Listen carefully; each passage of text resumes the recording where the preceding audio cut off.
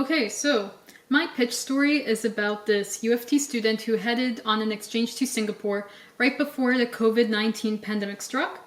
And despite calls from her school urging her to come back home as soon as possible while she still can, she actually decided to stay there for much longer than she was supposed to. Why? Well, frankly, she actually felt much safer in Singapore than going back home to Canada. Yes, she felt much safer staying in a foreign country all by herself because she was monitoring both situations of how Canada was handling the situation and how Singapore was handling the situation. And it's because of those early protocols and effective measures and controls that Singapore took that resulted in them successfully handling this new outbreak. So she went on an exchange to the National University of Singapore back in January 2020, and she stayed there until late March, even though she was supposed to come back home much sooner. But she decided to stay there because of the following things that were put in place that made her feel much safer. First of all, schools had temperature booths put up around campus where students could easily take their temperature and see whether they had a fever or not, because at the time that was a very recognizable symptom of having the coronavirus. It was also mandatory to submit your temperature record for the day. Professors would even take your picture so everybody knew who each other was and who was accounted for.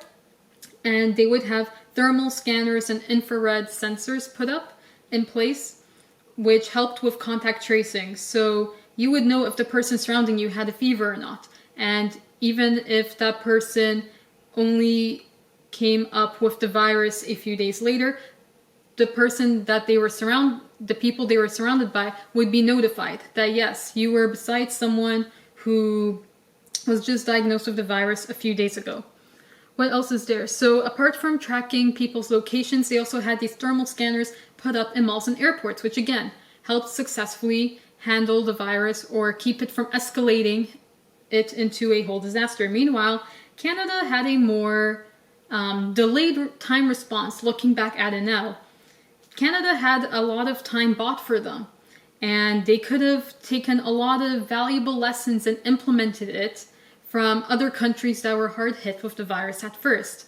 But here, even back in March, our health minister said, oh, there's no need to wear masks. Masks are deemed ineffective. Obviously, the rules changed here now, but back then the situation was a little bit different. And she saw firsthand that Canada did not really have didn't have much under control, despite what the government and the mainstream media was trying to tell us. And she saw this firsthand as soon as she stepped into Pearson Airport. There was no such thing as temperature checking that was put in place when she was there. All she received was a self-assessment card. And she said, well, these protocols are pretty weak compared to what Singapore had going on. And so only Canada encouraged people to self-quarantine, but it wasn't compulsory like it was in Singapore if you came from a country. In fact, a lot of the countries that had a huge outbreak were already restricted from flying back in and out, while here in Canada, we still were accepting flights from Shanghai until late January. So she deemed these protocols that Canada had put in place pretty weak compared to where she was just before, because people with the self-assessment cards, most of them just skim through it because they want to quickly get by through customs. And a lot of people lie. Why? Because they want to get home as fast as possible. However, the danger here is that most people head to a restaurant or go buy groceries because they don't have food in the fridge right when they come back from a trip. But just through that action, you're already exposing thousands of Canadians to a virus that you may or may not have. And so I'm planning on interviewing not only her, but also a Ryerson prof who is an expert when it comes to disease prevention and control, and discuss how effective were these measures that Canada put in place and reassured in Canadians that, yes, we're taking control of the situation and we know what we're doing. Did they really?